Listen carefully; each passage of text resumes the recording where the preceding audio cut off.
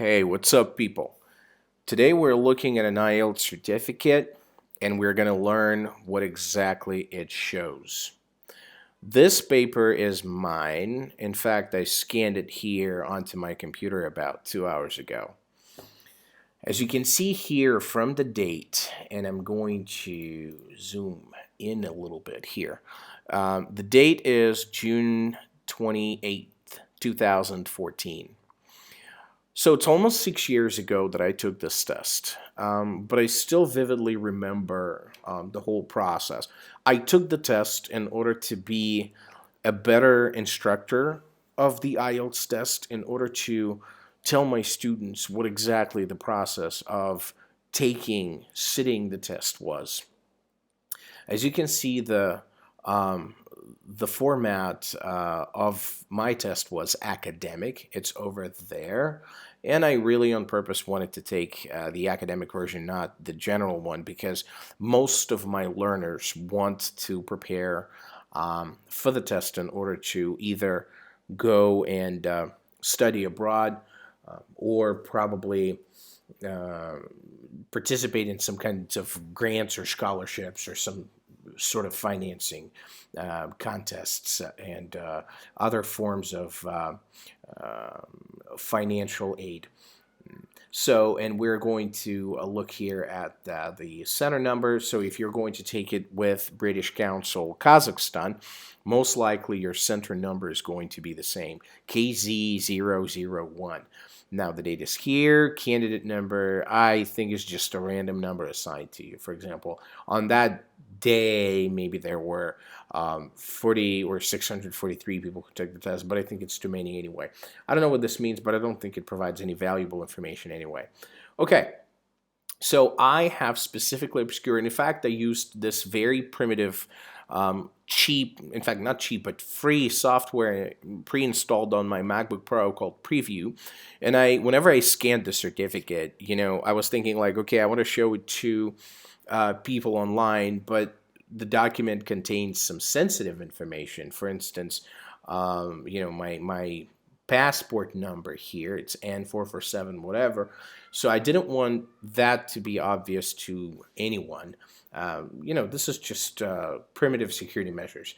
And I've decided to obscure some of the info on the document so that people could not use this, for any bad purposes. So my family name or surname or last name has been obscured here, as well as my first name.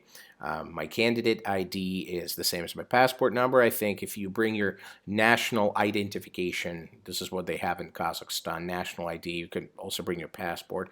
If you're an international student or if you're a foreigner in Kazakhstan, I think you should bring your passport. It's going to count as your document. So then I've obscured my date of birth, but anyway, you don't need that. So this is sex male, then scheme code private candidate. I don't even know what this means. I don't even know who uses that info on the certificate. Private candidate perhaps means that I paid for the test myself and no other organization or institution has covered the fee for the test. So most likely this is what this means. Private means privately paid. Paid with his or her own finances. Again, here, we're back to this info. Country or region of origin, there's just nothing in here, I don't know why. Country of nationality is Kazakhstan, then first language is, I just put Russian, but whenever you're registering for your test, you can honestly put anything. No matter whether you're from Saudi Arabia, from Russia, from Nigeria, you're from Australia, it doesn't matter. I think your passport could be from anywhere in the world, and your first language could be, for example, Sumerian, or your first language could be Greek, or I don't know, American, yeah, as some people in the United States say. We don't speak English, we speak American, okay. So now we're looking at the most important information here. This is test results, and we're going to magnify some things just to check them out. So let me just give you an overview. So my overall band score was 9.0, which is pretty fabulous. I mean, I didn't think that I would score that much. I was not confident in my reading really, but anyway, it turned out to be 9.0. Honestly, I don't even know how I scored 9 points here, because I was not confident like 4 questions. I just put something random, but it wasn't just random because I had no other choice or I was pressed for time too much. No, it wasn't exactly the case.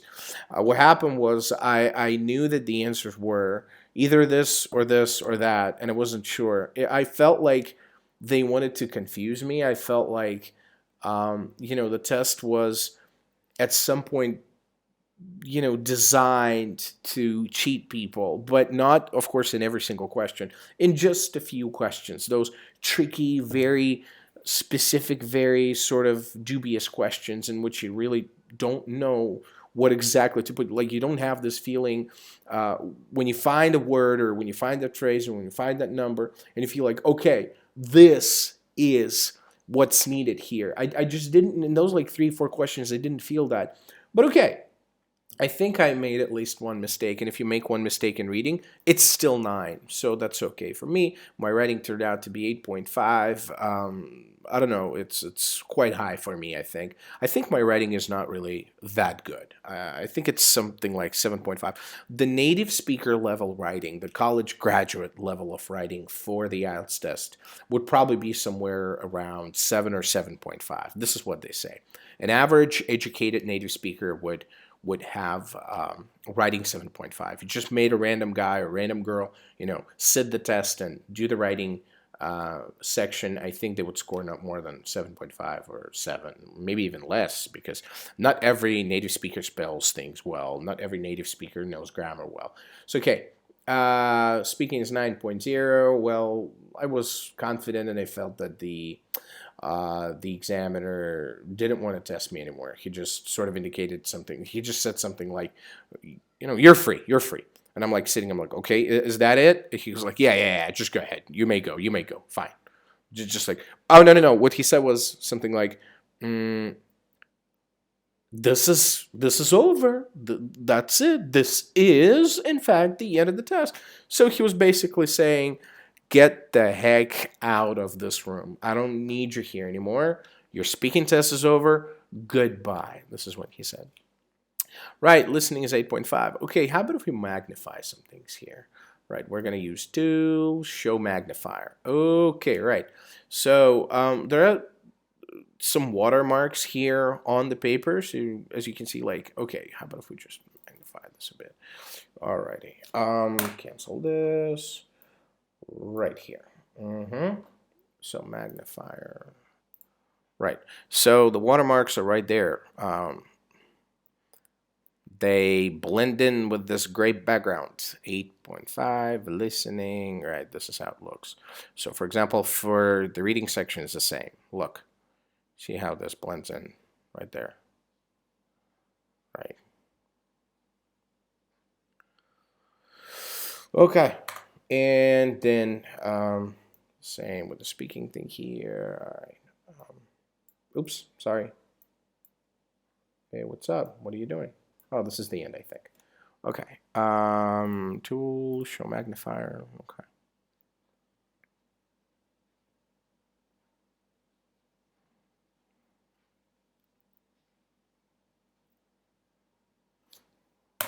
So, all right, that's it.